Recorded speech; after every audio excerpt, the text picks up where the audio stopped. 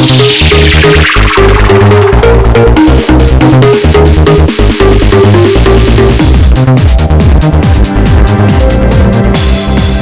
मैं बहुत खुश हूँ। आज अगर तुम्हारी माँ जिंदा होती ना तो वो भी बहुत खुश होती। आपने मेरे लिए बहुत कुछ किया है डैड। मम्मी की कमी कभी महसूस ही नहीं होने दी। बोरे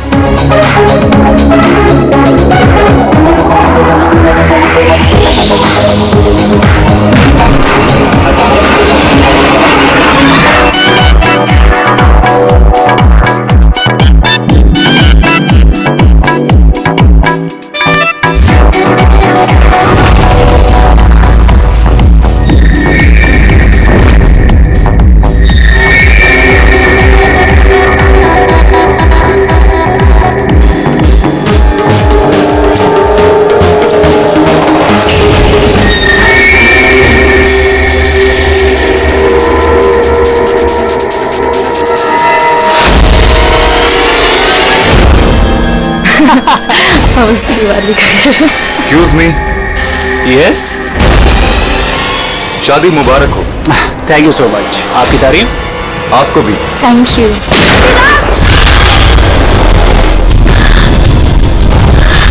अरे म्यूजिक बंद करो। किसने किया ये? पापा वो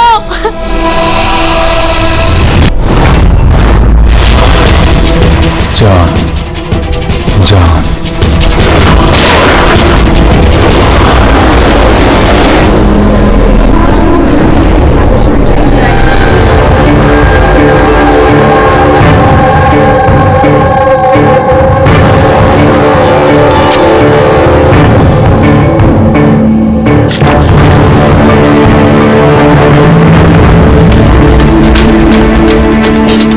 आप रेडी? सर इसी ने चिराग को मारा है और खुद आत्महत्या कर ली। मैंने दोनों की बॉडी को फॉरेंसिक लैब भेज दिया। पता चलो कौन था वो? नहीं सर, ना आईडी मिला, ना पर्स मिला और ना ही मोबाइल मिली, तो सिर्फ गन। चलो, गन पे उंगलियों के निशान तो मिल जाएंगे। अगर कोई शातिर खूनी होगा तो अपने क्रिमिनल डेटाबेस में मिल ही जाएगा।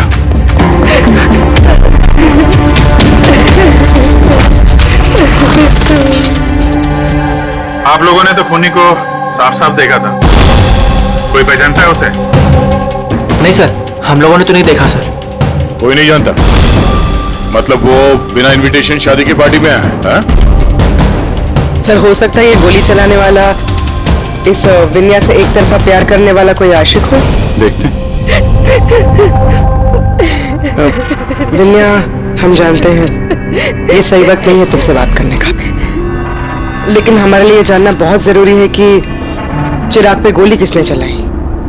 मुझे नहीं मालूम वो कौन था। मैंने उसे पहली बार देखा था। चिराग को भी नहीं मालूम वो कौन था। आया और गोली चला के चला गया। उसका क्या दोष था पापा? कमाल है, एक आदमी किसी अजनबी की शादी में घुस के उसको गोली मारता है, फिर वहीं पे आत्महत्या भी कर लेता है। कोई मेंटल प्रॉब्लम होगा, दिमागी हालत ठीक नहीं होगी उसकी, या फिर किसी की शादी में किसी ने इसे धोखा दे दिया होगा। जो भी हो, इस खूनी की फोटो वगैरह सोशल साइट पे और अखबारों में डाल देते हैं, कोई ना कोई तो पहचान ही लेगा।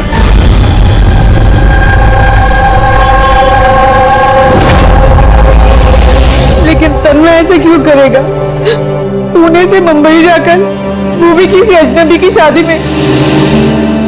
सी क्यों का जवाब हम लोग भी ढूंढ रहे हैं। आप लोगों ने तन्मय को आखिरी बार कब देखा था? कल सुबह ही देखा था, जब वो कॉलेज के लिए निकला था। और जब शाम तक वो वापस नहीं आया तो मैंने उसके सब दोस्तों को फोन किया, पूछा, पर कोई नहीं जानता था कि वो कहाँ है। और आज सुबह आपने मिसिंग कंप्लेंट लिखवाई थी? हाँ सर। फिर नितिश ने मुझे बताया कि तन्मय की फोटो सोशल मीडिया पर है।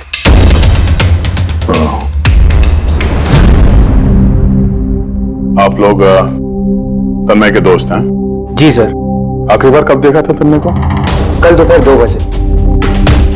उसका बर्ताव कैसा था? एकदम नॉर्मल था।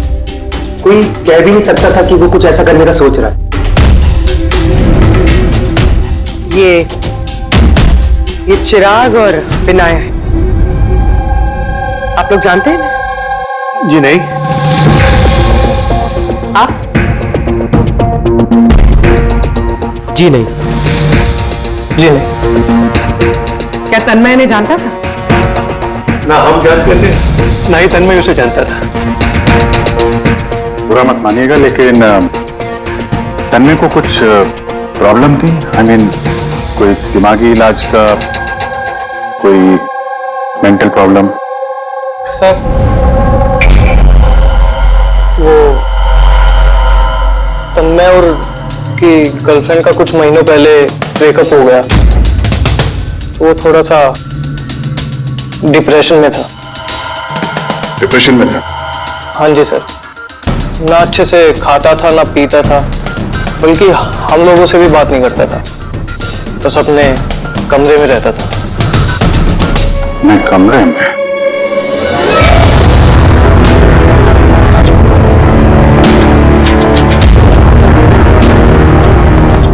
आप लोग यहीं पर रुक जाइए।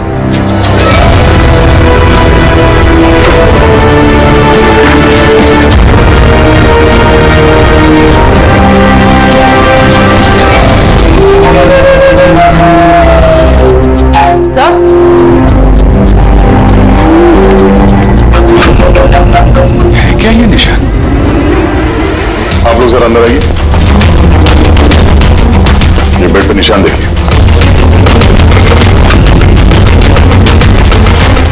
मुझे नहीं पता सर, पहले कभी नहीं देखा है निशान। सर हम लोगों ने भी नहीं देखा। बेड पे बना रखा है निशान ये तन्मय ने। कहीं इस निशान का इस जुर्म के साथ कोई कनेक्शन तो नहीं?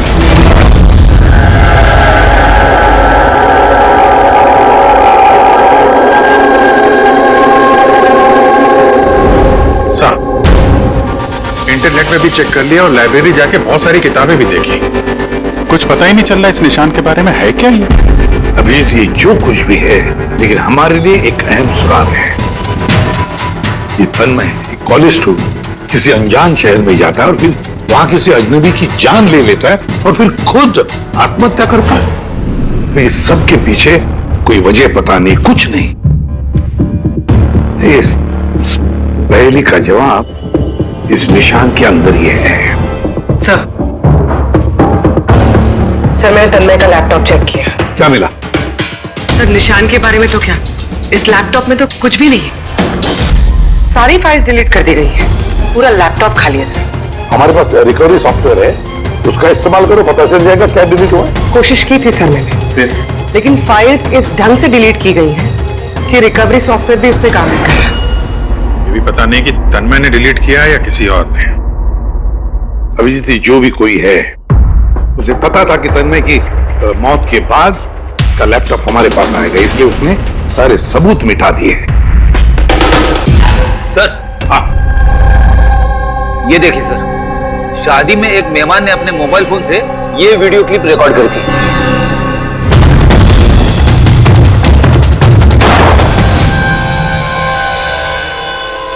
सर ये मरने से पहले आंख बंद करके कुछ बड़बड़ा रहा था सर। तो इसे चला और स्लो मोशन में। हाँ? जे जैसे कुछ। सर जान जान बोल रहा है सर, उसके बाद जान। ये तन्मय किसका नाम ले रहा है? जान? जान या फिर जान से शुरू होने वाला कोई और नाम?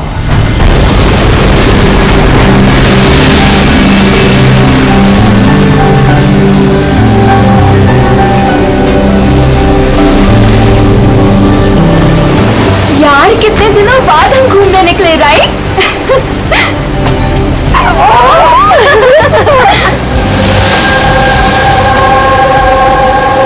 नेहा, कहाँ जा रही है माँ? नेहा, नेहा, नेहा सुन।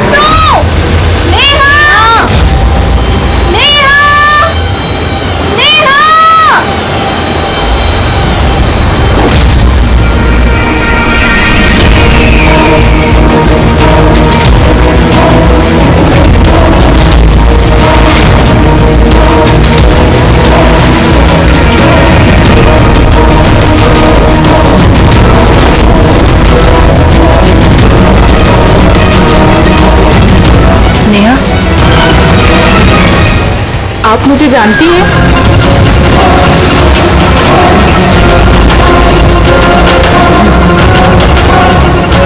नेहा, नेहा, क्या हो गया तुझे नेहा?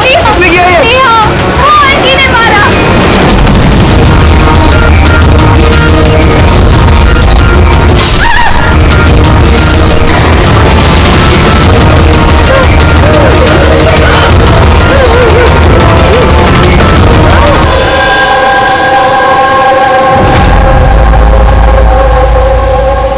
पंकज उधर चेक कर लो।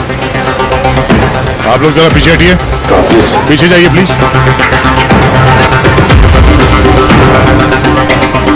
पीछे हटिए आप लोग, सब पीछे हटिए प्लीज। ये किसने देखा सबसे पहले? हमने देखा। आप लोग कौन है? सर, हम नेहा के दोस्त हैं। यहाँ पे एग्जैक्टली हुआ क्या था? हम तीनों और नेहा बीच पर घूमने आए थे। वो जो आंटी है ना, वो आंटी अचानक आई और चाकू मार दिया इसे। चाकू मार दी? आप मैं नेहा का बॉयफ्रेंड विशाल। ये सब आप लोगों के सामने हुआ, आप लोगों ने रोकने की कोशिश नहीं की? ये सब इतना एकदम से हुआ कि हमें कुछ समझ ही नहीं आया। वो औरत थी कौन जिसने चाकू मारा? हम लोग बिल्कुल नहीं जानते उनको, और नेहा भी नहीं जानती थी। आप लोगों ने किसी ने देखा इनको यहाँ पे? सर, सर, ये लोग कह रहे हैं ये इन्हें जानते हैं। आप इस औरत को जानते हैं? हाँ सर, इसका नाम सोनिया है। हम जिस योगा क्लास में जाते हैं, ये भी वहाँ आती थी। इसने हमसे कई बार अपने परिवार, बच्चों की और घर बार की बातें की है। कमाल है यार, एक घरेलू हाउसवाइफ किसी का खून क्यों करेगी? और वो भी दिन दहाड़े, इतने सारे लोगों के सामने, बाद में खुद को चाकू मार के जान दे ली। सर, ये केस तो काफी हद तक तन्मय जैसा केस लग रहा है। सिमिलरिटीज तो हैं, लेकिन दोनों केसेस में कोई संबंध है ये तो बाद में ही पता चलेगा।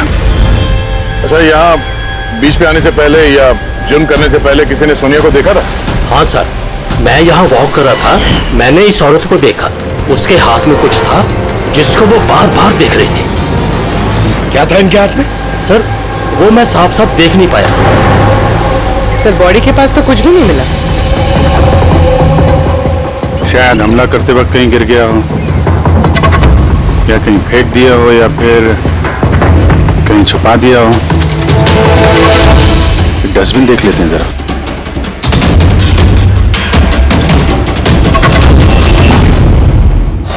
हाँ पूर्वी, कुछ मिल रहा है? सर, कचरे से इस फोटो के टुकड़े मिले, उसे ही जोड़ रहे हैं। 5 मिनट। ठीक है सर। हाँ सर, सोनिया जी जिस कॉलोनी में रहते हैं वहां जाके पूछताछ की हम लोगों ने। वहां तो हर कोई यही कह रहा है कि वो बहुत ही सुलझी हुई और दयालु किस्म की औरत थी। इसका नाम सोनिया है। इसने हमसे कई बार अपने परिवार, बच्चों की और घर बार की बातें की है। तो ऐसा खून करती है। एक बात और पता चली सर, 7 महीने पहले सोनिया जी का 10 साल का बेटा एक्सीडेंट में मारा गया।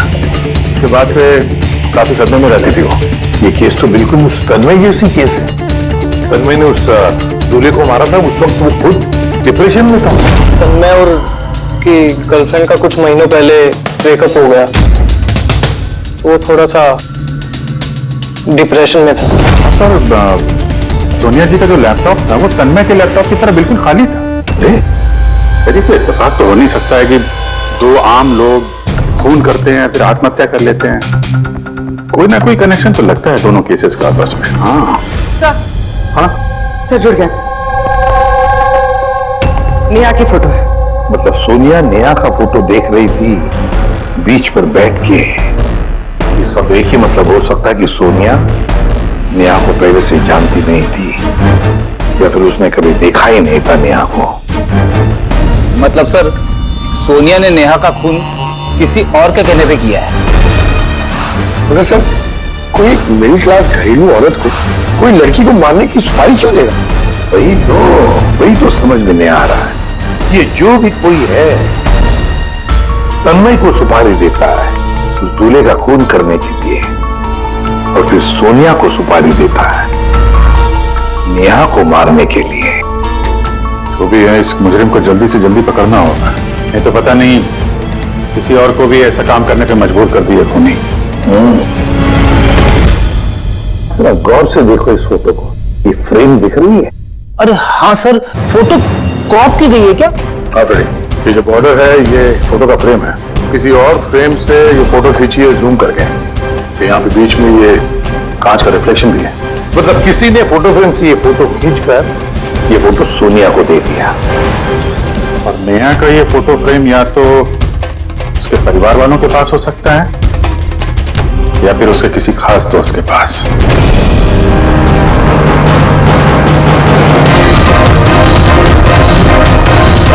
सर, 2 दोस्तों के घर तो कुछ मिला नहीं। नेहा के तीसरे दोस्त के घर देखते हैं।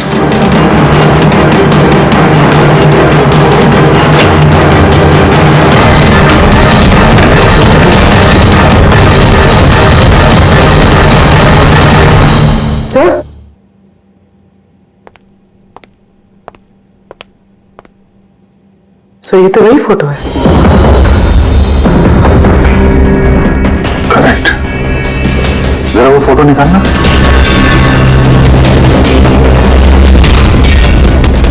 ऑर्डर भी वही है और ये छत का रिफ्लेक्शन भी दिख रहा है इसमें। ये है वो। नेहा का खून तो सोनिया ने किया है ना, तो फिर हम सबको यहाँ क्यों बुलाया है? हालांकि नेहा का खून सोनिया ने ही किया है, पर नेहा का खून करने के लिए सोनिया को किसी और ने सुपारी दी, किसी और ने, और वो कोई और अभी यहां इस वक्त मौजूद है हमारे बीच। कौन है वो? तुम भी हो सकती है। तुम या माया तुम? मैं क्यों खून करूंगी? वो तो मेरी बेस्ट फ्रेंड थी। यही तो हम जानना चाहते हैं मिस बेस्ट फ्रेंड, कि क्यों मरवाया तुमने नेहा को? What? माया तुमने? हाँ, इसी के कमरे से हमें ये फोटो फ्रेम मिली और इसी फोटो फ्रेम से नेहा की फोटो क्रॉप करके दी गई थी सोनिया को, सुपारी देते वक्त। नेहा की पिक्चर तो हम सबके पास है और वो भी फ्रेम करके रखी हुई है। Then why me? वो इसलिए माया जी कि बाकी सारे लोगों के पास ये जो फोटोग्राफ है ना, उसमें तुम्हारे कमरे का छत नहीं है, छत का रिफ्लेक्शन। बताओ जल्दी। मैंने मरवाया नेहा को क्योंकि मैं विशाल से प्यार करती हूँ और नेहा को पहले से ही ये बात पता थी। नेहा मेरी बेस्ट फ्रेंड थी, उसने मेरी फीलिंग्स की कोई कदर नहीं की। ये दोनों शादी करने वाले थे। अगर माया तुमने ऐसा क्यों किया? तुम्हें पता है कि मैं नेहा से कितना प्यार करता हूँ यार। अगर मुझे मेरा प्यार नहीं मिलेगा, किसी और को भी नहीं मिल सकता है। इसीलिए मैं इंटरनेट में नेहा और विशाल को अलग करने के अलग अलग तरीके ढूंढने लगी। एक दिन किसी ने ऑनलाइन मुझे कांटेक्ट किया और कहा डार्क वेब में एक सीक्रेट वेबसाइट है जहां पर पैसे देने से किसी का भी खून करवा सकती हूँ। क्या नाम है उस वेबसाइट का? मुझे वेबसाइट का नाम नहीं पता क्योंकि उन्होंने मुझे बताया नहीं था, लेकिन ये कहा था कि नेहा की एक पिक्चर और 20 लाख रुपए देने से मेरा काम हो जाएगा। इसीलिए मैंने मम्मी का हीरो का हार बेच दिया और उनको पैसे दे दिए। तुम मिली उस आदमी से? नहीं सर, क्योंकि उसने कहा था बैग में पैसे और नेहा की पिक्चर रखने के लिए और रास्ते पे छोड़ने के लिए, और स्पेशली बोला था मुड़कर मत देखना। बस मैंने तो वही किया था। सर, ये कौन सी वेबसाइट है जो दिन दहाड़े लोगों को मारने की सुपारी लेती है? पता तो नहीं, लेकिन तन्मय के घर से जो हमें निशान मिला, उस निशान का जरूर इस वेबसाइट से कोई ना कोई संबंध है। मुझे माफ कर दीजिए सर, मुझसे बहुत बड़ी गलती हो गई। मुझे अपनी दोस्त को नहीं मरवाना चाहिए था। गलती नहीं, जुर्म किया है तुमने। इंटरनेट में ऐसे कई लोग हैं जो तुम जैसे लोगों का निशाना बना के अपना उल्लू सीधा करते हैं। ऐसे लोगों से सावधान रहना चाहिए। मुझसे गलती हो गई, प्लीज माफ कर दीजिए। माफ तो कानून करेगा तुम्हें, मगर तुम्हें हमारी मदद करनी ही पड़ेगी, समझी?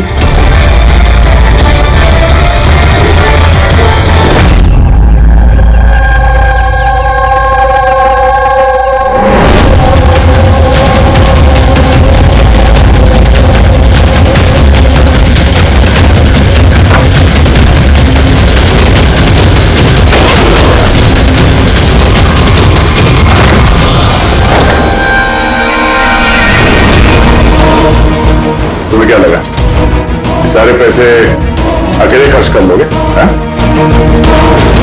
सीआईडी है। ये हमारा ही प्लान था, तुम जैसे लोगों तक पहुंचने के लिए।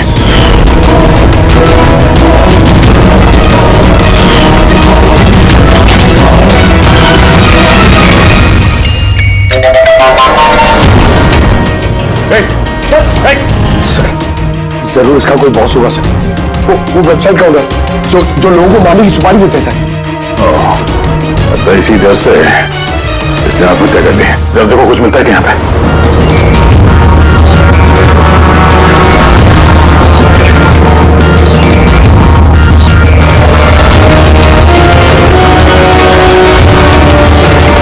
सर, हाँ? ये इसके कंप्यूटर पे कुछ लोगों के नाम की लिस्ट है।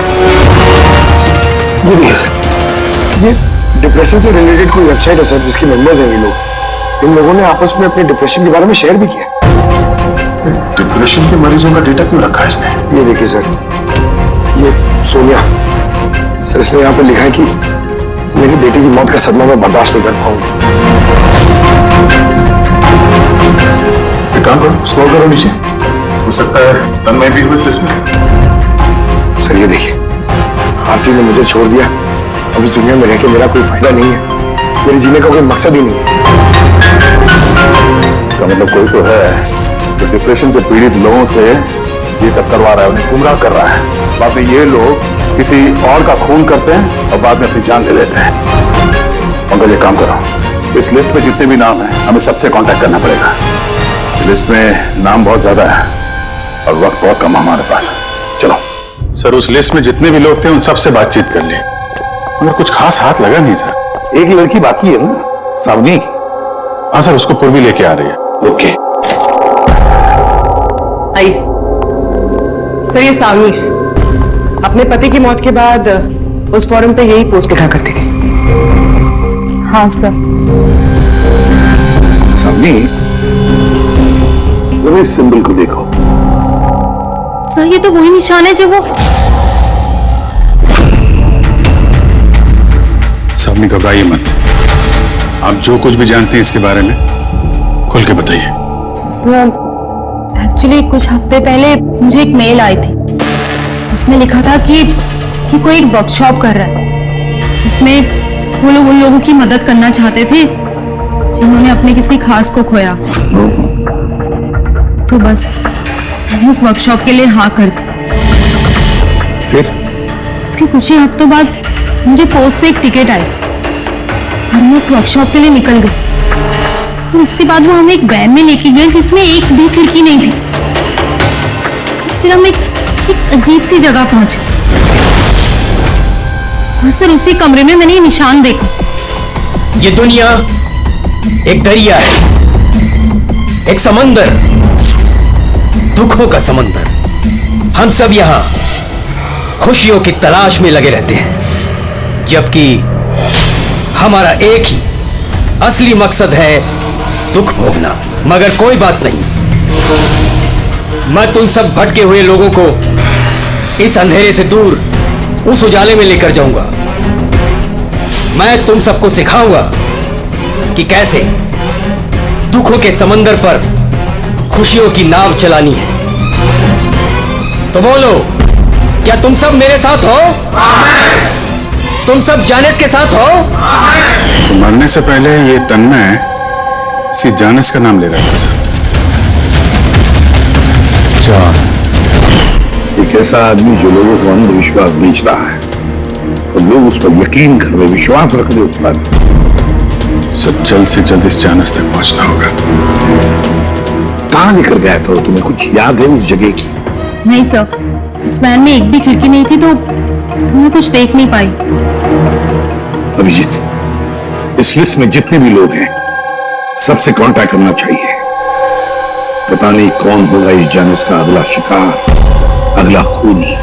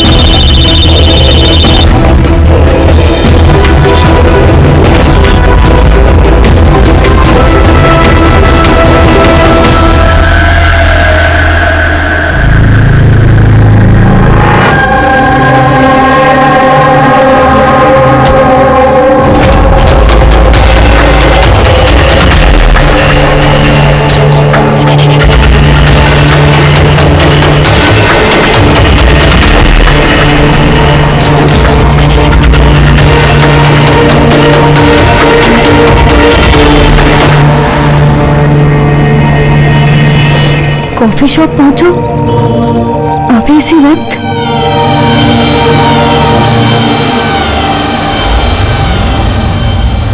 सामने वो लोग तुमको कहाँ लेके गए थे, कितनी दूर था, कहाँ था, कुछ याद है? इतने हफ्ते हो गए हैं कि मुझे कुछ भी ठीक से याद नहीं। लेकिन तुम्हें कुछ तो याद होगा। वहाँ पहुँचने में कितना समय लगा था? आई थिंक आधा या 1 घंटा अप्रॉक्सीमेटली लगा होगा। सॉरी। सर, मुझे एक और चीज याद आई। जिस रोड पे वो वैन जा रही थी वहाँ पे बहुत खड्डे थे और ट्रेन की आवाज सुनाई दी थी मुझे।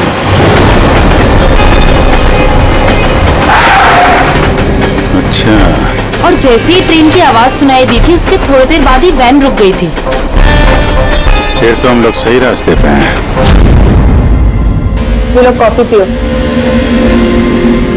आपने मुझे यहाँ बुलाया था?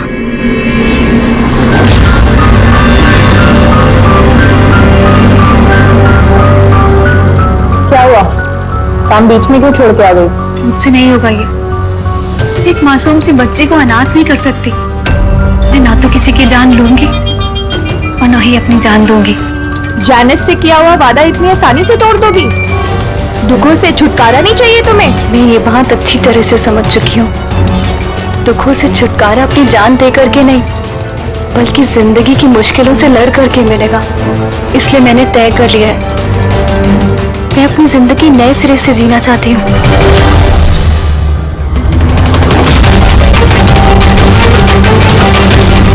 क्यों नहीं?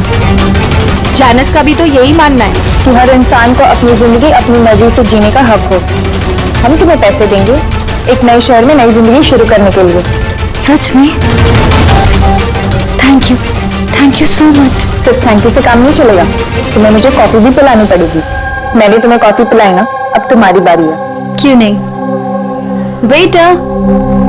Yes ma'am. एक coffee. Sorry ma'am, self service है। Okay sorry. काउंटर कहाँ पे? उस तरफ। Okay thank you. You're welcome. मैं अभी आपके लिए कॉफी लेके आती हूँ। मुझे स्पेशल कॉफी चाहिए, 2 स्पून शुगर और हाफ स्पून कॉफी के साथ। श्योर।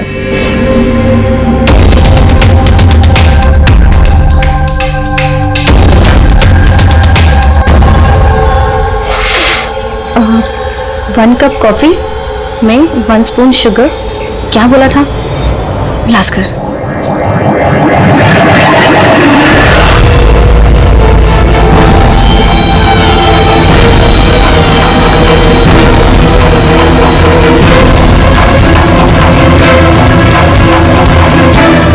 ये क्या मिला इसने मेरी कॉफी में? जरूर तू जहर होगा। ये लोग मुझे इतनी आसानी से आजाद नहीं करेंगे।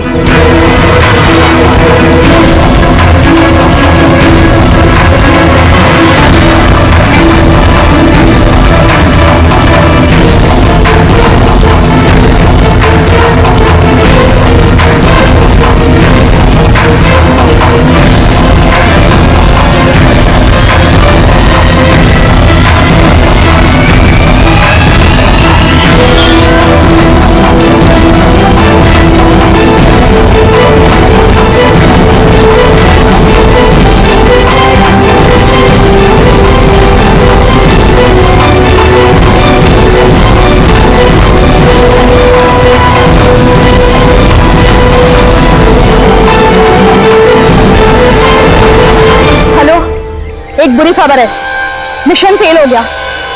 हान्या भाग गई है। कोई बात नहीं, दुनिया इतनी बड़ी नहीं है कि कोई जाने से भाग सके। सब लोगों को काम पे लगा दो। हर किसी को मैसेज के साथ एक फोटो भेज दो। और हाँ, अगले 1 घंटे में मुझे अच्छी खबर मिलनी चाहिए। बुरी खबर नहीं, अन्या की मौत की अच्छी खबर। सर, अब रेलवे ट्रैक्स के पास तो यही आखिरी जगह है। अक्सर आखिरी पड़ाव ही मंजिल साबित होते हैं।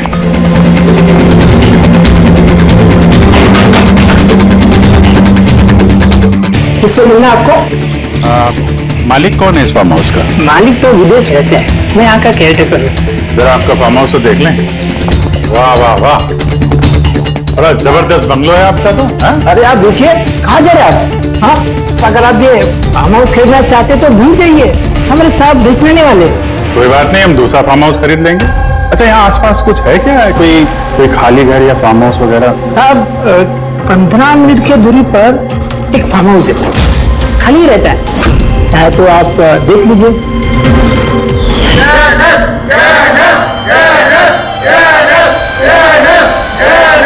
Thank you. सर ये वही जगह है। इस आदमी ने वही रिंग पहनी हुई है।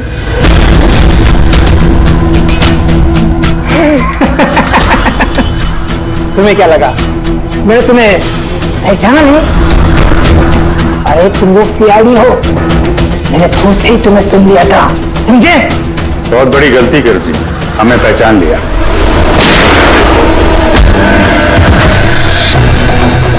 कौन है ये जानस? कहाँ मिलेगा? मुझे नहीं पता सर। ये पार्टी कहाँ होती है जानस की? नीचे ठिकाने में होती है साहब। कौन है अगला निशाना? मुझे नहीं पता साहब। किसका खून करने वाले तुम लोग? बोलता हूँ साहब, बोलता।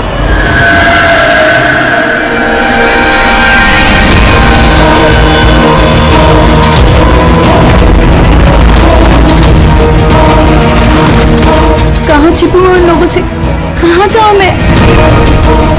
फोन को भी अभी बंद होना था। क्या करूं मैं? भीड़ में चली जाती हूँ, तभी बचूंगी मैं।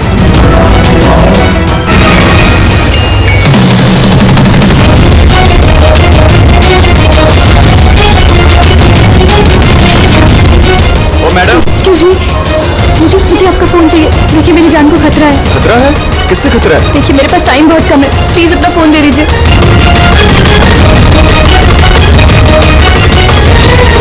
देखिए ना आप।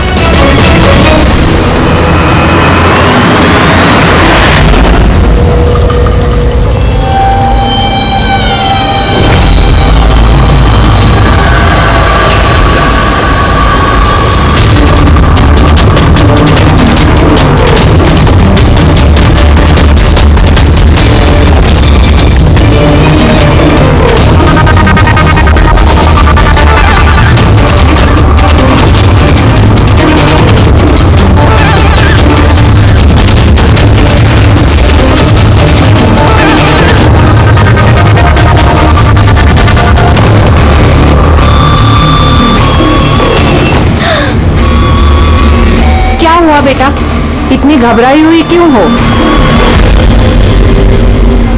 मुझे कोई मारना चाहता है। मारना चाहता है? तुम डरो नहीं, मैं अभी सीआईडी को फोन करती हूँ। तुम यहीं कहीं छुप जाओ।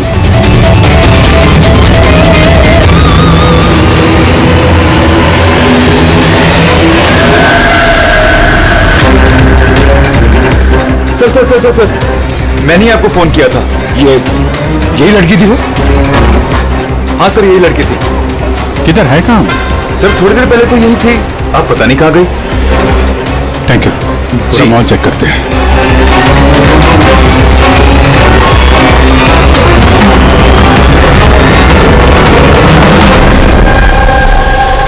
आन्या, क्या है? अब सॉरी, आपने देखा इस लड़की को? आप कौन? अरे यार, मैं सीआईडी से हूं। देखा आपने? जरा गौर से देखिए। नहीं।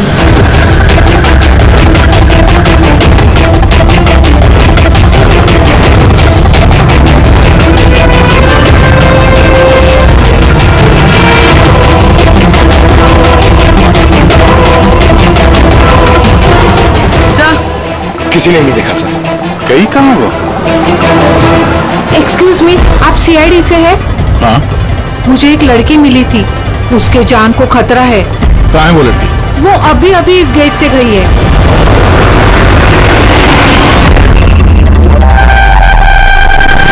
ये तो यहाँ सीआईडी को बाहर क्यों भेज रही है? सर!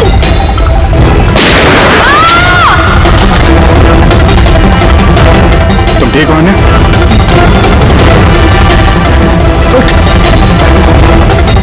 किसके लिए काम करती हो तुम? एमएस! कहाँ मिलेगा ये? हाँ? तुम लोग उस तक असली जिंदगी में तो क्या, कभी सपने में भी नहीं पहुंच पाओगे। अच्छा, सपने में भी नहीं पहुंच पाएंगे?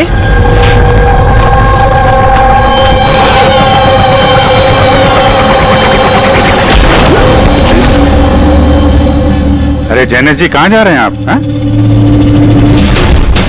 हम लोग आपसे मिलने आए और आप जा रहे हो?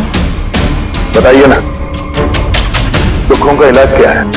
दुखों का इलाज नकली चेहरा निकाल के असली चेहरा सामने लाना। क्यों, सही कह रहा हूं ना? बहुत अच्छी एक्टिंग करते हो यार तुम तो। हाँ? तुम्हें तो बेस्ट एक्ट्रेस अवार्ड मिलना चाहिए। एक कॉलेज स्टूडेंट होकर भी तुम बुड्ढे की इतनी अच्छी एक्टिंग कर रहे हो। ठीक कह रहा हूं ना मिस्टर अमन?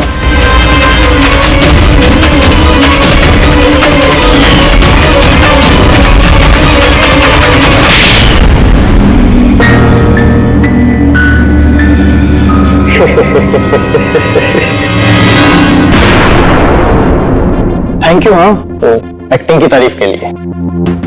मैं सिर्फ कॉलेज स्टूडेंट नहीं हूँ, मैं साइकोलॉजी स्टूडेंट भी हूँ। बहुत किताबें पढ़ी हैं लोगों की अंधविश्वासी के लिए, है ना? तो तुम्हें सिर्फ वही सुनाओ जो वो सुनना चाहते हैं। बस एक बार उनके दुखती रग हाथ में आ जाए ना, तो उनसे कुछ भी कराना मुश्किल नहीं। वो सब हमें पता है, मगर तुमने उनसे किसी का खून कैसे करवा लिया और बाद में आत्महत्या दी? ये ज्यादा मुश्किल नहीं है। ये जो आतंकवादी होते हैं ना, शायद ये भी यही करते हैं। ठीक कहा। आतंकवादी पैदा नहीं होते, उन्हें बनाया जाता है, ब्रेन वॉश किया जाता है, जैसे तुमने ब्रेन वॉश किया इन लोगों का। हाँ, मैंने सबसे पहले डिप्रेस्ड लोगों की लिस्ट बनाई। कोई अपनी गर्लफ्रेंड को छोड़ जाने की वजह से डिप्रेस था, कोई अपने बेटे की मौत का गम था, वगैरह वगैरह। सो उनके अंदर पहले ही आत्महत्या की चिंगारी थी। बस मैंने तो उस चिंगारी का फायदा उठाया था। चिंगारी को बुझाने की बजाय आग बना दिया तुमने। मैंने तुम्हें सिर्फ ये यकीन दिलाया कि उन बेचारों के साथ तो गलत हुआ है, और तुम्हें सिर्फ मैं ही इंसाफ दिला सकता हूँ। तो ये सब तो पढ़े लिखे लोग थे, जो सही क्या है गलत क्या है फर्क समझते थे, तो उनसे कैसे करवाया खून? अरे मुश्किल कहाँ है सर? अब वो सोनिया का केस ले लीजिए ना, उसके बेटे की मौत हिट एंड रन एक्सीडेंट में। तो मैंने उसे सिर्फ यही यकीन दिलाया कि ऐसे दुनिया में बहुत सारे लोग हैं जो ये सब काम करके आराम से जी रहे हैं। तो मैंने सोनिया को यही बताया कि उसके जिंदगी का सिर्फ एक मकसद है, तो इन सब लोगों में से किसी एक इंसान को मार दे और फिर वो अगले जन्म में जाके वो बेटे से मिल सकती है। तो फिर क्या था, उसने पहले नेहा का खून कर दिया और फिर अपने आप को मार दिया। बस तो ऐसे ही सोनिया की तरह मैंने बहुत लोगों को झूठे वादे, झूठी दिलासे दिए और जो मैं चाहता था मैंने सबसे वो ही करवाया। मुझे पता था इस गुनाह में बहुत पैसा है, तो मैं पकड़ा ना जाऊं इसलिए मैंने डार्क वेब पे सुपारी वाली वेबसाइट बनाई और मैं कामयाब भी हुआ। अच्छा आप ही बताइए, आप ऐसे कितने कॉलेज स्टूडेंट्स को जानते हैं जो इस उम्र में, मेरी उम्र में करोड़पति हो? तुम कितने कॉलेज स्टूडेंट को जानते हो जो इस उम्र में जेल की काल कोठरी के पीछे बैठ के फांसी का इंतजार कर रहे हैं? तुम हो उनमें से एक। लोगों के आंसू पोंछना, उनके गम में उनको सहारा देना भलाई का काम है, पर इस भले काम में भी तुमने लालच का जहर घोल दिया। उम्मीद है लोग सबक लेंगे तुमसे और किसी के अंधविश्वास में नहीं आएंगे। तुमने जो किया है उसकी सजा तो तुम्हें भुगतनी पड़ेगी। सारी की सारी दुनिया छुट्टी पर चली जाए लेकिन मेड अगर छुट्टी पर चली गई तो जिंदगी हराम हो जाती है यार। बहुत लेट हो गया। अरे यार लैब जाने में लेट हो रहा हूं, ये कौन आ गया इस वक्त यार?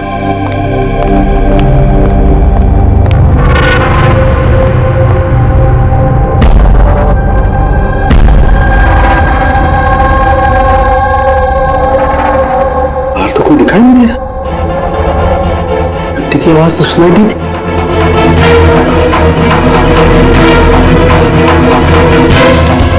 कोई दिखाई नहीं दे रहा, घंटे सुनाई दी लेकिन कुछ गड़बड़ है।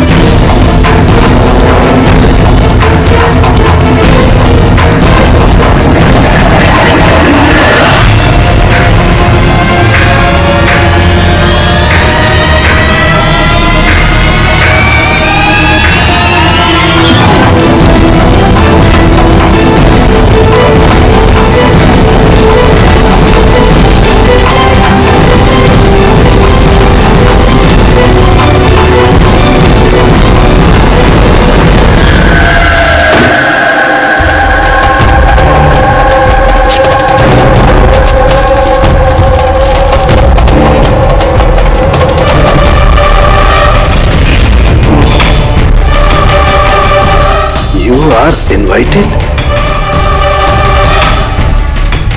to a murder at 10 Wood Villa, Yali Hills, 400876.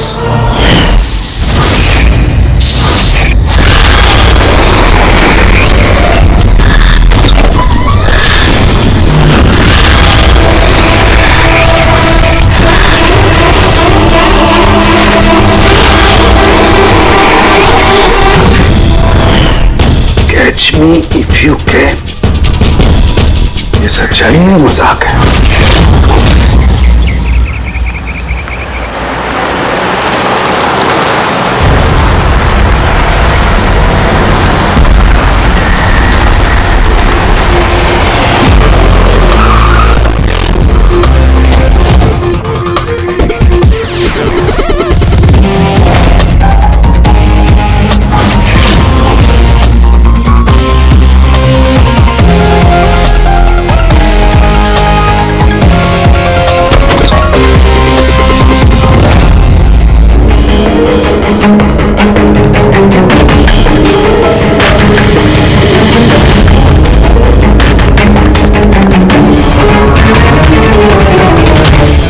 भी नहीं है, न कोई गार्ड, न बंगले का मालिक।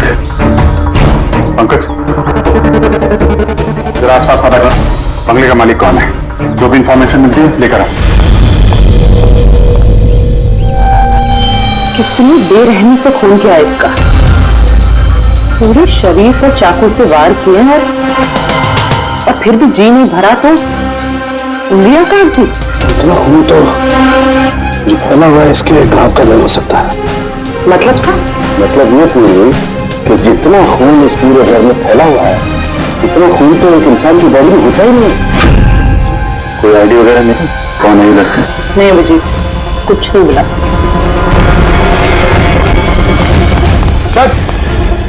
सर इस बंगले की मालकिन राइना है और वो आधे घंटे में आ रही है। ओके ठीक है, तब तक एक काम करते हैं, यहाँ पे जितनी भी चीजें हैं, ये ब्लड, कोई सबूत, सब इकट्ठा करते हैं, कुछ भी छूटनी नहीं चाहिए। पता तो चले क्या हुआ यहाँ पे।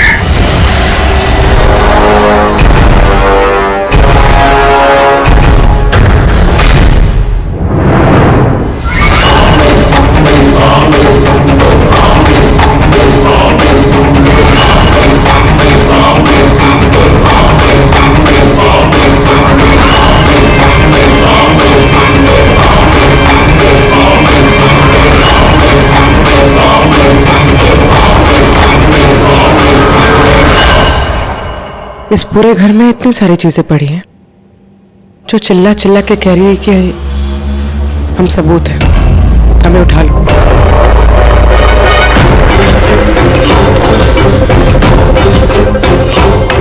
ये सब किसने किया है? ये सब किसने किया है? थोड़ी सी हमारे से ये तो हमें से पूछ रही है किसने किया? इतना गंदा कर दिया है, अब साफ नहीं कर सकते थे ये? वो सर साफ करने के लिए भी हमें मिल रही है। बदबू आ रही है। मेरे बंगले में ये औरत क्या कर रही है? और बिरजू, बिरजू कहाँ है?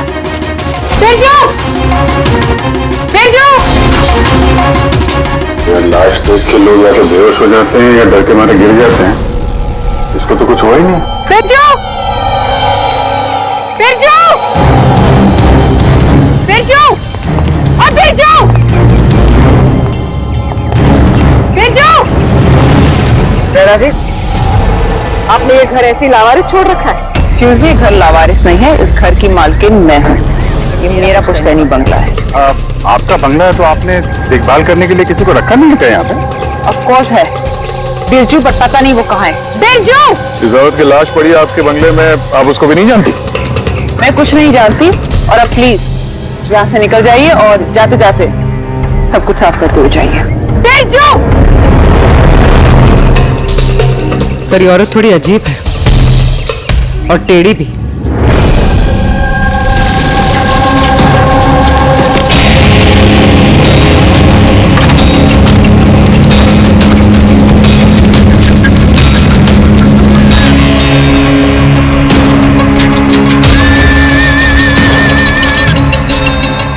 एक केस और 18 सबूत, और खूनी ने सबूत ऐसे सजा के छोड़े थे कि बस पूछो मत।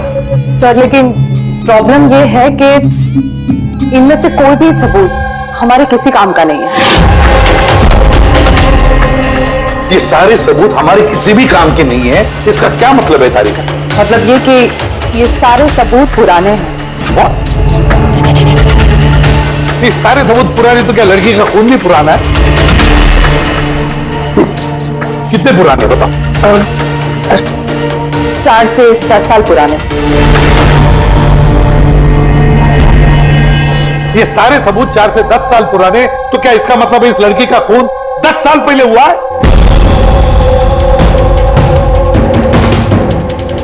और क्या मिला सबूतों में से बताओ? इन सारे सबूतों में 20 अलग अलग लोगों के डीएनए मिले हैं। मतलब 20 अलग अलग लोगों ने इन सारे सबूतों को छुआ है ना? हाँ सर। तो फिर फिंगरप्रिंट्स तो मिले ही होंगे? नहीं। नहीं सर। अब लेकिन सर एक बहुत इंपॉर्टेंट बात पता चली है। क्राइम सीन पे जो इतना सारा खून मिला था, वो खून किसी इंसान का नहीं बल्कि किसी जानवर का था। क्या? डॉक्टर तारिका, इस लड़की के शरीर पे जो खून लगा हुआ था वो भी जानवर का? नहीं, इस लड़की के शरीर पे और इसके कपड़ों पे जो खून मिला था वो इसी का असली खून। लेकिन इसके अलावा वहां पे जो भी चीजें थी वो सारी प्लांट की गई थी। लगभग 20 लोगों के डीएनए और इतने सारे सबूत क्राइम सीन पे आए कहां से सर? वही तो, इतने सारे सबूत, लेकिन हमारे हाथ में कुछ भी नहीं। वाह, आप चुपचाप बैठे रहो, कुछ मत बोलना, हम लोग यहाँ गप्पे लड़ा रहे हैं ना। बॉस, मैं जानता हूं ये सारे के सारे सबूत कहां से आए। पिछले कई सालों में सीआईडी ने जो केसेस सॉल्व किए हैं उसमें से कुछ इंपॉर्टेंट केसेस के इंपॉर्टेंट एविडेंस है ये सारे के सारे। क्या?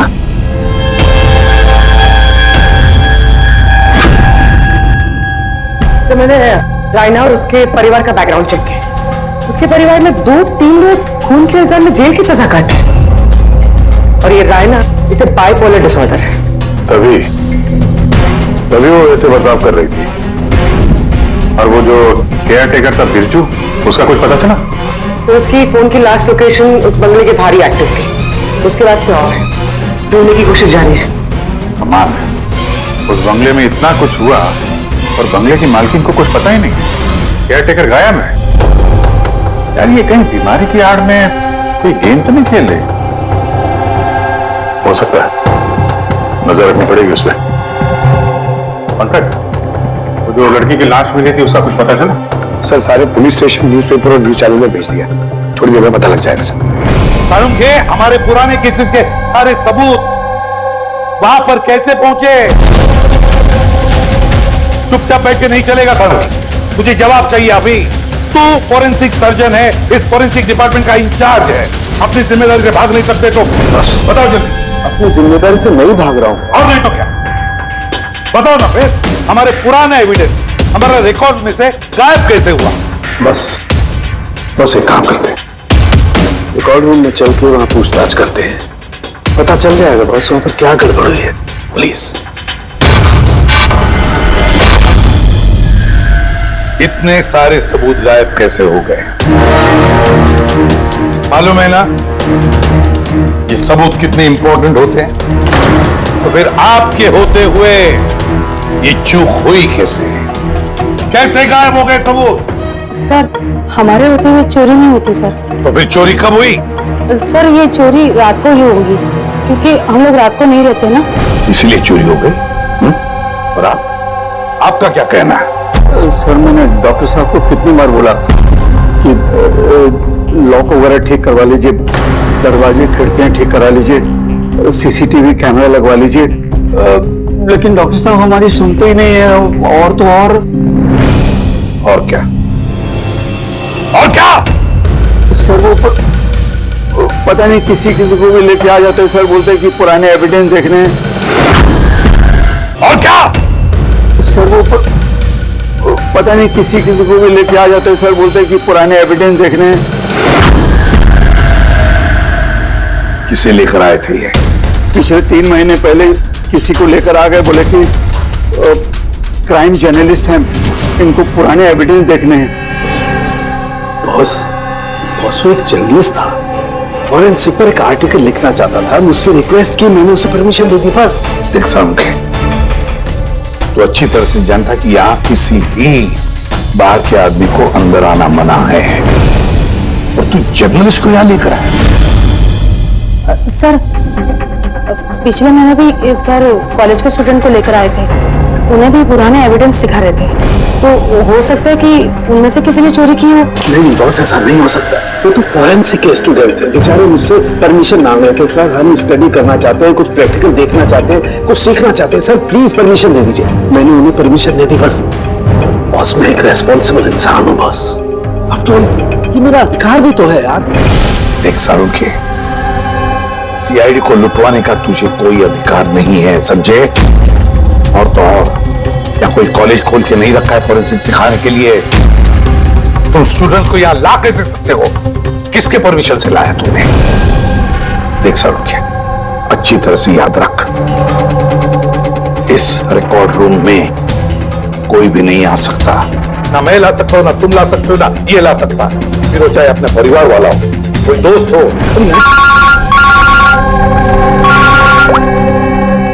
अभिजीत।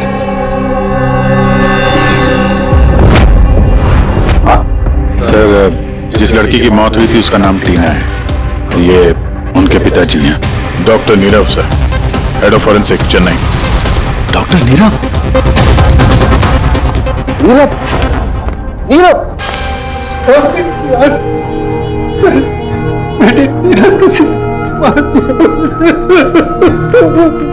कंट्रोल योरसेल्फ, सब पता चल जाएगा।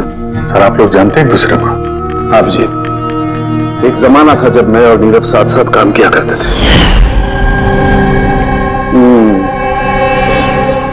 नीरव, एक मिनट बॉस। क्या? ये देख दोस्त, तेरा शक एकदम सही था दोस्त, इसमें टॉक्सिन है। डॉक्टर नीरव, जरा बताइए, आखिरी बार आपने अपनी बेटी टीना से कब बात की थी?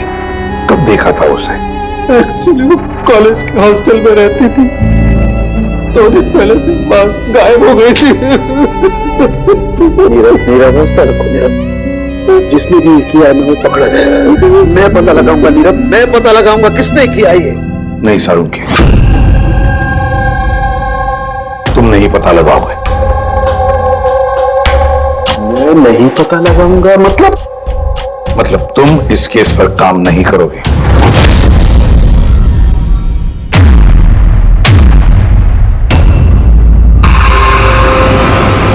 क्यों?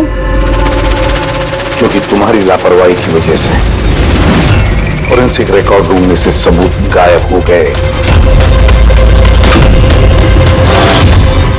यू आर सस्पेंडेड सारुंके टिल फर्दर नोटिस।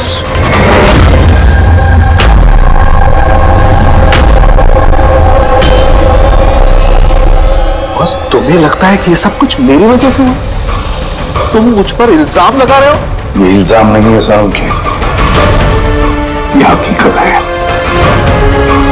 और ये तुम अच्छी तरह से जानते हो ना। तुम अपने दोस्त जर्नलिस्ट को फोरेंसिक रिकॉर्ड रूम में ले जाते, ना उन स्टूडेंट्स को फोरेंसिक रिकॉर्ड रूम में ले जाते, और ना आज मुझे तुम्हें सस्पेंड करना पड़ता।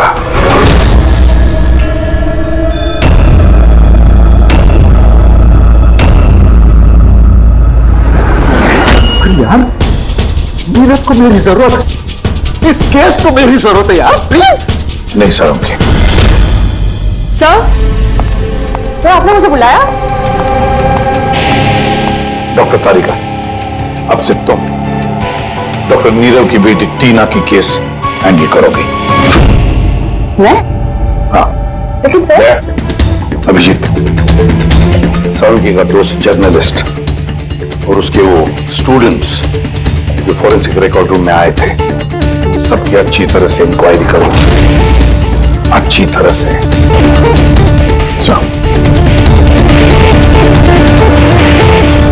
डॉक्टर साहब,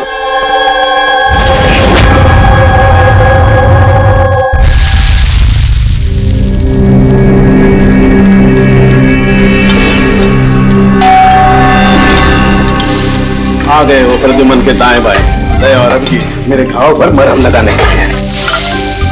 मुझे मालूम है खोलते ही कहेंगे सर कुछ नहीं होगा, हमें आप पर पूरा विश्वास है, सब कुछ ठीक हो जाएगा। क्या काम ठीक हो जाएगा?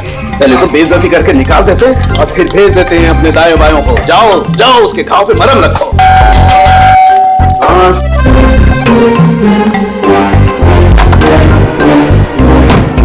हाय। मॉर्निंग।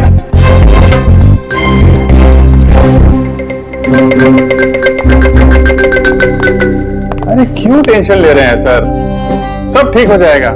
हमें आप पर पूरा विश्वास है सर, हमें पूरा यकीन है आप कोई गलत काम कर ही नहीं सकते, मगर क्या करें, प्रोटोकॉल तो फॉलो करना ही पड़ेगा। देखो, मुझे तुम लोगों की सहानुभूति की कतई जरूरत नहीं है। हाँ, तुम्हारे एसीपी साहब की सहानुभूति की भी बिल्कुल जरूरत नहीं है। बच्चा नहीं रो नहीं रहा, मुझे मालूम है प्रद्युमन अपने उसूलों का बहुत पक्का है, होना भी चाहिए। गुड। सर, मैं बहुत शर्मिंदा हूँ, आई एम वेरी सॉरी। आपके सामने एसीपी सर ने मुझे तारिका, शर्मिंदा होने की कोई जरूरत नहीं, तुम अपने काम पे ध्यान दो। हर चीज को बारीकी से देखना, कोई ना कोई सुराग जरूर मिलेगा। हम जिस चीज को भी छूते हैं अपने निशान छोड़ जाते हैं। Remember, every contact leaves a trace behind. बस इसी फॉर्मूले को फॉलो करना। और हाँ, जब तक ये केस सॉल्व नहीं हो जाए प्लीज यहां पर मत आना। मैं जानता हूं मैं बेगुनाह हूं और अपनी बेगुनाही साबित करके रहूंगा। तब तक के लिए प्लीज लीव मी अलोन। आप लोग अपने केस पे ध्यान दीजिए।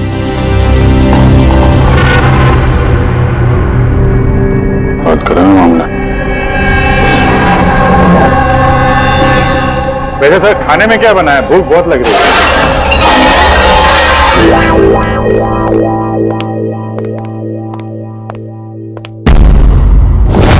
सर, एक जर्नल सुना है, बहुत टेढ़ा और बदतमीज आदमी। 3 महीने पहले डॉक्टर नीरव के साथ किसी बात पे झगड़ा भी हुआ था। सर देखते हैं कितना टेढ़ा है। सर, आपको अंदर बुलाया। Thank you.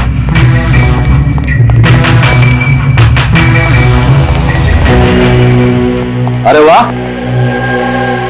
नसीब हमारे, आज तो सीआईडी टीम के सीनियर इंस्पेक्टर दया से मुलाकात हो ही गई।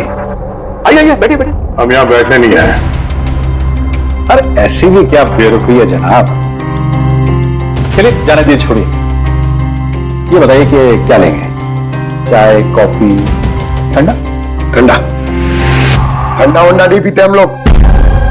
वैसे दया साहब, मैं काफी टाइम से सीआईडी टीम पर एक डॉक्टर ड्रामा सीरीज बनाने की फिराक में हूं, लेकिन अपने एसीपी साहब मिल ही नहीं रहे। तुम तो जानते ही होंगे, सीआईडी अरे गहरे को एंटरटेन नहीं करती।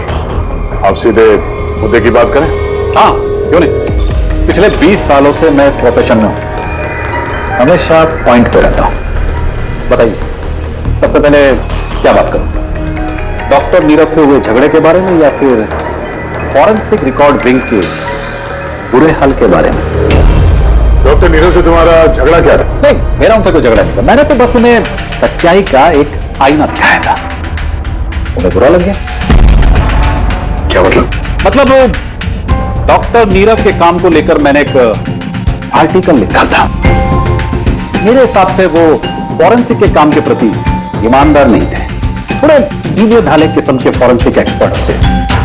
इसलिए उन्होंने मेरे खिलाफ मानहानि का केस भी किया। बहुत बेइज्जती हुई मेरी। मैंने उनसे माफी भी मांगी। बड़ा भी उनकी बेटी की दर्दनाक मौत को लेकर मुझे बहुत दुख हुआ। और अपना दुख जाहिर करने के लिए आपने एविडेंस रूम से एविडेंस चुरा कर वहां फेंक दिया जहां नीरव जी की बेटी का खून हुआ था। अरे जनाब, मैं भला ऐसा क्यों करने लगा? मैं भला क्यों पुरानी हड्डियां और खून से सनी साड़ियां चुराऊंगा? तो जब वहां एविडेंस विंग में क्या देखने गए थे? फॉरेंसिक लैब से एविडेंस कैसे चुराया जाता है, मैं ये देखने गया था। मैं आप लोगों की लापरवाही देखने गया था। खैर, अब जाने दीजिए, ये सब बताने की कोई जरूरत नहीं। अब तो आप लोगों को भी पता चल ही गया होगा। देखिए, ज्यादा भाषण मत दीजिए आप। जितना जितना पूछा जाए उतना जवाब दीजिए बस। क्यों? जब खुद पर बात आई तो मिर्चें लग गई। आप लोगों के पास इस बात का जवाब है कि किसने कैसे फॉरेंसिक लैब से एविडेंस को चुराया होगा? मुझे तो लगता है कातिल आप लोगों की कमियां दिखाना चाहता है। क्या जाने दीजिए, अब ये बताइए कि ये सीआईडी पर डॉक्यू ड्रामा सीरीज कब स्टार्ट करोगे? सर, इन्हें ब्यूरो लेके चलते हैं। लगता है ये सही जवाब वही देंगे। उसके लिए लंबा चौड़ा प्रोसीजर लगता है, और वैसे भी सबूत भी तो होना चाहिए ना। क्यों दया साहब? बहुत जल्द मिलते हैं। प्रोसेस पूरा करके सारे एविडेंस लेके आएंगे और तब बात करते हैं सीआईडी पे डॉक्यू ड्रामा बनाने की। हाँ?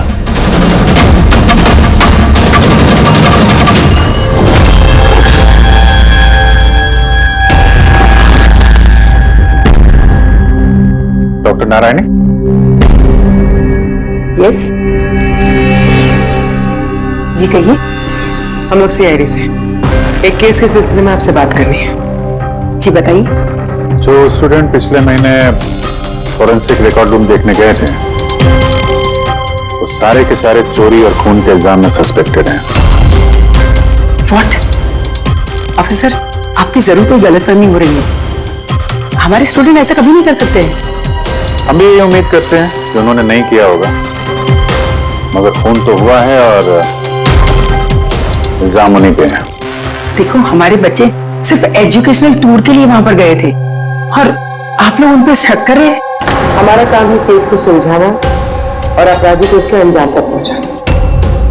आप उन 10 स्टूडेंट्स को प्लीज बुलाइए, हमें बस उनसे पूछताछ करनी है और उनके उंगलियों पर निशान लेना। देखिए, आप लोग समझिए, वो लोग स्टूडेंट है।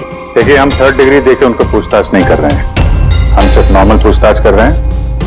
पर हाँ, उनको कुछ बताइएगा नहीं कि हम किस सिलसिले में उनसे बात करना चाहते हैं। ओके। फॉरेंसिक रिकॉर्डिंग देख के आप लोगों को कैसा लगा? सर, मेरा तो दम घुटा रहा। कोई जगह है वो भी? पुराने दांत, हड्डियां, खून के कपड़े। मुझे तो वो जगह बिल्कुल पसंद नहीं आई। बहुत अजीब सी फीलिंग आ रही थी। तुमको ये खांसी हमेशा रहती? नहीं मैम, कभी कभी होती है। सर, मुझे वो जगह बिल्कुल यूजलेस लगी। ना कोई देखभाल, ना सबूत अच्छे से रखे थे। और सर, मुझे तो उन कोल्ड केस फाइल्स के एविडेंस को घर ले जाने का मन था ताकि मैं उन पे स्टडी कर सकूं। मुझे रोमांच महसूस हो रहा था। हत्यारों और पीड़ितों के दिमाग की कल्पना करने की कोशिश की। बुरा इरादा, दुख, दर्द।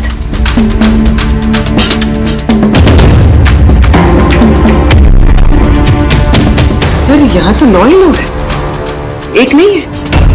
हाँ, वो एक स्टूडेंट आज एब्सेंट है, उसकी तबीयत ठीक नहीं है। कौन है, क्या नाम है? सारिका। सारिका? हमें उसकी पूरी डिटेल्स चाहिए। हाँ तारिका, कुछ मिला क्या नहीं अब तक? देखो तारिका, हमारे पास वक्त नहीं है। सर, मैं कब से वही ढूंढने की कोशिश कर रही हूँ कि मेरे हाथ में कुछ तो आ जाए जिससे सालों के सर पे जो इल्जाम लगाए ना वो साफ हो जाए। जो कुछ भी हो, कोई ना कोई तो है जो सालुंखे को फंसाने की कोशिश कर रहा है। कौन हो सकता है और फिर क्यों कर रहा है वो ये? सर, तो आपको ये बात पता है, फिर भी आपने सालुंखे सर को निकाला। तारिका, मैंने सिर्फ वही किया जो कानून ने मुझे कहा। मैं तो सालुंखे को क्या? सर को आप क्या? खूनी ने बहुत बड़ी गलती की है। कौन सी सर? जब तुम लोग वुडविला गए थे, उस घर में घूम रहे थे, अंदर से बाहर, बाहर से अंदर, सब जगह सबूत इकट्ठा कर रहे थे। उस वक्त फ्रेडी, तुम अपने निशान छोड़ रहे थे, अपने हाथों के निशान, पैरों के निशान और भी कुछ कुछ चीजों के निशान, और उसका तुम्हें पता भी नहीं था, एहसास भी नहीं था। और खूनी बिल्कुल वैसे ही निशान छोड़ कर गया है वहां पर। ऐसे निशान जो हम ट्रेस कर सकते हैं। ट्रेसेबल निशान? याद रखो, हम जिस चीज को भी छूते हैं अपने निशान छोड़ जाते हैं। Remember, every contact leaves a trace behind. Sir ने मुझे हिंट दिया था, दिमाग में कैसे नहीं आया?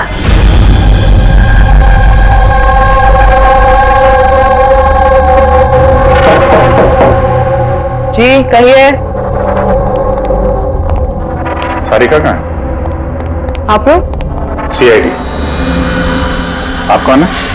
सब, मेरा नाम रूपाली है। और सारिका? सब, वो तो यहाँ नहीं है, कल ही चली गई। कहाँ चली गई? मैम, वो अपने घर चली गई। कल वो आई और जल्दी जल्दी उसने अपने सारे बैग्स पैक किए और बहुत जल्दी में थी, इसलिए उसने अपना फोन भी यहीं छोड़ दिया।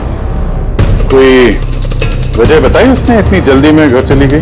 जी सर, वो बता रही थी कि उसके घर का कोई सदस्य बीमार है। क्या? सर, फोरेंसिक सेंटर से पता चला कि सारिका बीमार है और ये बता रही है कि उसके घर का कोई बीमार है। कुछ चक्कर तो है सर। अच्छा रूपाली, ये सारिका का घर कहाँ है? सर, कानपुर। कानपुर। और आप लोग साथ में रहते थे? जी सर, हम दोनों रूममेट्स हैं। अच्छा, आप लोग कब से साथ में रहे? ये कोई 8-9 महीने 8-9 महीने से तो एक दूसरे के बारे में काफी कुछ पता चल जाता है। क्या कैसी लड़की थी सारिका, कुछ बता सकती हैं आप? सर वो तो बहुत अच्छी लड़की है। इनफैक्ट वो अपने काम से काम रखती है, फोरेंसिक इंस्टीट्यूट जाना, वहां से वापस आना, यही उसका डेली रूटीन। फोरेंसिक सेंटर, तो वहाँ की कुछ बातें बताती थी वो आपसे? हाँ, फोरेंसिक इंस्टीट्यूट से रिलेटेड कुछ कुछ बातें बताती रहती है। जैसे अभी कुछ दिनों पहले वो मुझे बता रही थी कि तुम्हें पता है रूपाली, सबूतों को पेश करके ना किसी को भी फंसाया जा सकता है। रियली? लेकिन ऐसा कैसे हो सकता है? अरे बुद्धू, कुछ भी हो सकता है। मैं कर सकती हूँ ना, किसी भी केस को पलटा जा सकता है सिर्फ और सिर्फ सबूतों के दम पर। अब देख मैं कैसे सबका दिमाग घुमाती हूँ। सर, टीना और डॉक्टर सालुंके के केस में भी तो यही हुआ है। और अब ये सारिका फरार है, इसको ढूंढना होगा जल्दी से जल्दी।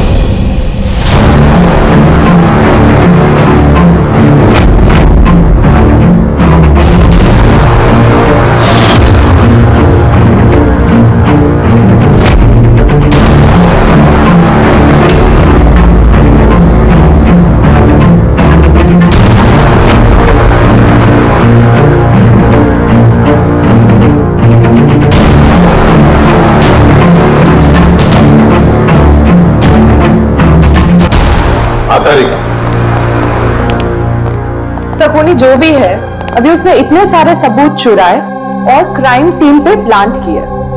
ये करते वक्त उसने जरूर इन चीजों को छुआ है। लेकिन डॉक्टर तारिका, तुमने तो कहा था कि फिंगरप्रिंट्स के कोई निशान नहीं मिले, तो फिर इन चीजों को छुआ कैसे? उंगलियों के तो कोई निशान नहीं है, लेकिन मैं ये कहने की कोशिश कर रही हूँ कि इतने सारी चीजें उसने चुराई और क्राइम सीन पर प्लांट। अब इतनी मेहनत करने के बाद उसे जरूर थोड़ा तो पसीना आया होगा।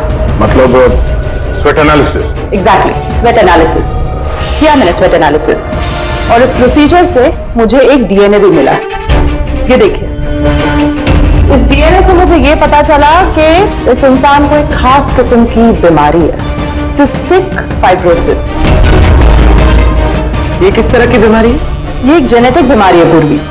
इस बीमारी से इंसान के बॉडी ऑर्गन्स जैसे किडनी, लंग्स, पैंक्रियाज, इंटेस्टाइन, ये सब डैमेज होने लगते हैं। तो डॉक्टर तारिका, इस बीमारी की तो पहचान भी होगी ना, कोई सिम्टम्स तो होंगे? सिम्टम्स है। अगर ये बीमारी ज्यादा टाइम तक रहे तो वो इंसान की उसकी ग्रोथ पुअर हो जाती है, फैटी स्टूल्स होने लगते हैं, सांस लेने में तकलीफ होती है, बहुत खांसी आती है, इनफैक्ट साइनस इन्फेक्शन होने लगता है। सांस लेने में तकलीफ और खांसी? तो ऐसे मरीजों को तो हॉस्पिटल के काफी चक्कर लगाने पड़ते होंगे। कांस्टेंट मॉनिटरिंग की जरूरत पड़ती है। बस सुविधा नहीं, शहर में जितने भी हॉस्पिटल्स हैं सब में जाकर के पता लगाओ सिस्टिक फाइब्रोसिस के मरीज कितने हैं, और क्या उनमें से कोई एक ऐसा पेशेंट है जिसका हमारे इस केस से संबंध है।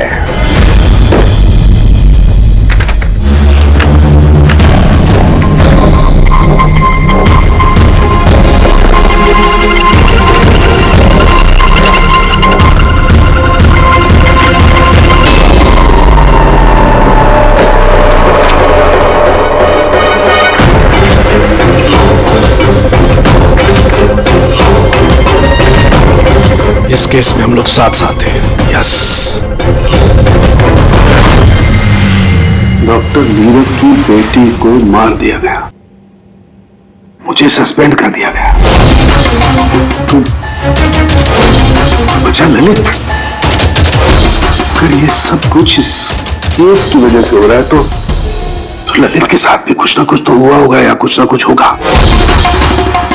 ललित को ढूंढना पड़ेगा। लेकिन इतने सालों से ललित से कोई कांटेक्ट नहीं है, कैसे ढूंढूं? ट्राई करता हूं।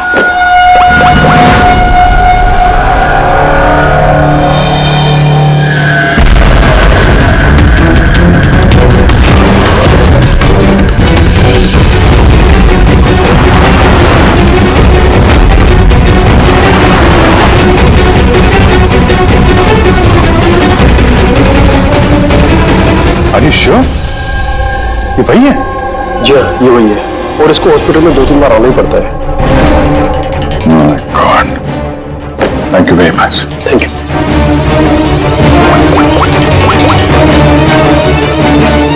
क्या कातिल का पता चल गया? क्या डॉक्टर ललित मर गए 5 साल पहले? हाँ सर, आप उनकी बेटी से मिल सकते हैं। कहाँ है उनकी बेटी? मेरी बात हो सकती है? वो तो मुंबई में है सर, सारिका नाम है उसका। सारिका? जी sir. Okay, thank you. Sarika Mumbai में।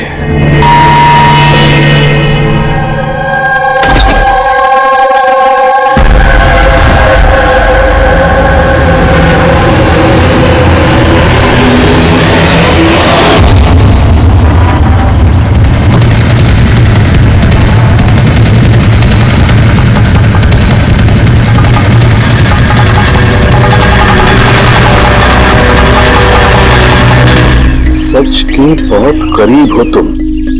एक आखिरी जगह जहां खून होगा। इंतजार कर रहा हूं तुम्हारा, वही जहां से ये सब शुरू हुआ था 8 साल पहले।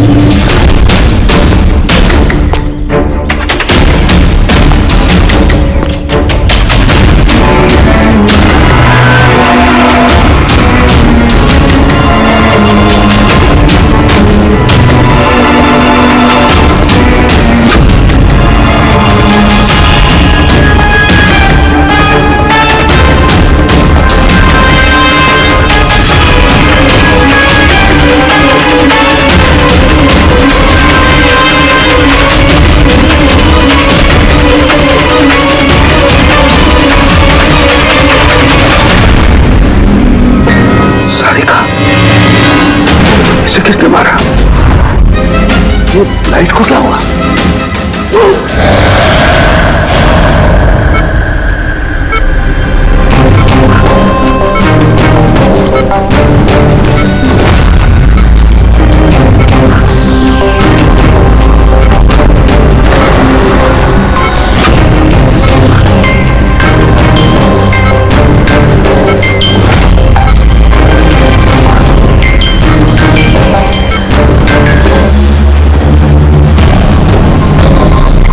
सारिका सर का फोन तो लगातार बज रहा है, लेकिन वो उठा नहीं रहे। कहीं किसी मुसीबत में तो नहीं? सारू के साहब के फोन की लोकेशन ट्रैक करो, देखो कहां पे है और उस खूनी का भी।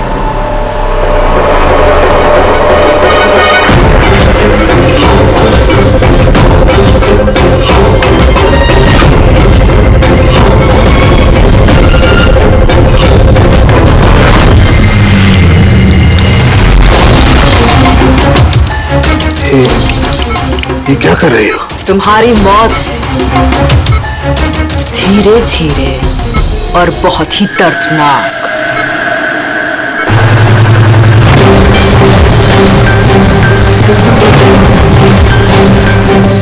तुम्हारे खून की एक एक बूंद का कतरा जब तुम्हारे शरीर से धीरे धीरे करके निकलेगा ना, तब बहुत मजा आएगा तुम्हें, है ना? लेकिन तुम ऐसा क्यों कर रही हो? अपने बाप की मौत का बदला ले रही हो। अरे हत्यारे हो तुम तीनों। तुम्हारा बाप रघु? हाँ, रघु, जिसे तुमने, डॉक्टर ललित ने और डॉक्टर न्यूजर ने मिलकर मार डाला। और तुम्हारी वजह से आज मेरा बाप मेरे साथ नहीं है। मार डाला? हमने? कैसे? सबूत इकट्ठा करके मार डाला। तुम लोगों ने सबूत इकट्ठा किया मेरे बाप को फांसी की सजा दिलवा दी। देखो देखो, सबूत इकट्ठा करना, सजा दिलवाना, ये फोरेंसिक का काम है। काम है? बेशक बेशक ये तुम लोगों का काम है, लेकिन तुमने मेरे बारे में तो नहीं सोचा ना, उस बेटी के बारे में जिससे उसका बाप छिन गया। मेरे बाप की मौत के बाद मैं सदमे में आ गई थी। और सदमे से बाहर आने के बाद मैंने सोच लिया था, ठान लिया था कि मैं तुम तीनों को तुम्हारे किए की सजा देकर रहूंगी। तो इसीलिए तुमने टीना को मार डाला? हाँ, मार डाला मैंने उसको, क्योंकि मुझे मालूम था कि डॉक्टर ललित 5 साल पहले ही मर गए। और जहां तक रहा तुम्हारा और डॉक्टर नीरव का सवाल, तो मुझे मालूम था कि डॉक्टर नीरव अपनी बेटी टीना से बहुत ज्यादा प्यार करते हैं। टीना के मरने के बाद वो तो अपने आप ही मर जाएंगे। और तुम, जहां तक रहा तुम्हारा सवाल, तुम अपने फोरेंसिक से बहुत प्यार करते हो। जब वहां से तुम्हें धक्के मार के बेदर्द करके बाहर निकाल दिया जाएगा, तब तो तुम अपने आप ही मर जाओगे। लेकिन सारिका ने क्या बिगाड़ा था?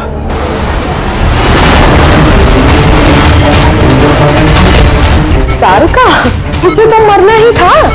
वो ललित की बेटी जो थी और वो फॉरेंसिक में काम करती थी, तो मेरे काम आती ना वो, उसी की मदद से तो मैंने फॉरेंसिक विद से सारे सबूत इकट्ठा किए थे। तुम्हारा फॉरेंसिक तुम्हारे खिलाफ।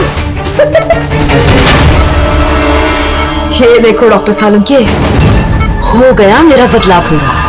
और जब तक सीआईडी यहाँ पर आएगी ना, तब तक तुम ऊपर।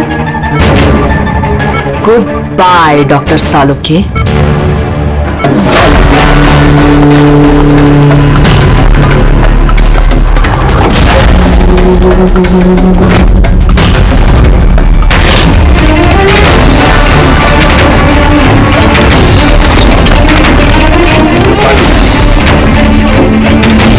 खेल खत्म तुम्हारा। मेरा खेल खत्म और सालुंके का भी। बचा सकते हो ना तुम लोग, तो बचा लो। उनका कर्ज हो गया अब तो बॉस तुम्हारा मुझ पर। मेरा कर्ज नहीं हुआ है उनका तुम्हारे ऊपर। ये तो वो कर्जा है जिन लोगों को तूने फांसी पर लटकाने में मदद की ना हमारी, वो कर्जा है। अब चुका दे। अच्छा सुन, बहुत आराम हो गया, सीधे काम पर चला। अच्छा जल्दी से ठीक हो जाएगी। सारिका अकेली मुर्दों से बातें कर रही है। ओहो सारिका, अभिजीत को तुम्हारी बड़ी फिक्र है भाई। देखो भाई, अब एक हफ्ते तो मैं यहाँ से हिलने वाला नहीं हूँ बॉस। एक काम करो ना, तब तक सारिका से काम चला दो। अच्छा ये आराम करिए आप। Silence please. हाँ साइलेंस, चुप। इस तरह के और भी एपिसोड देखने के लिए हमारे चैनल को सब्सक्राइब करें और बेल आइकन दबाना ना भूलें।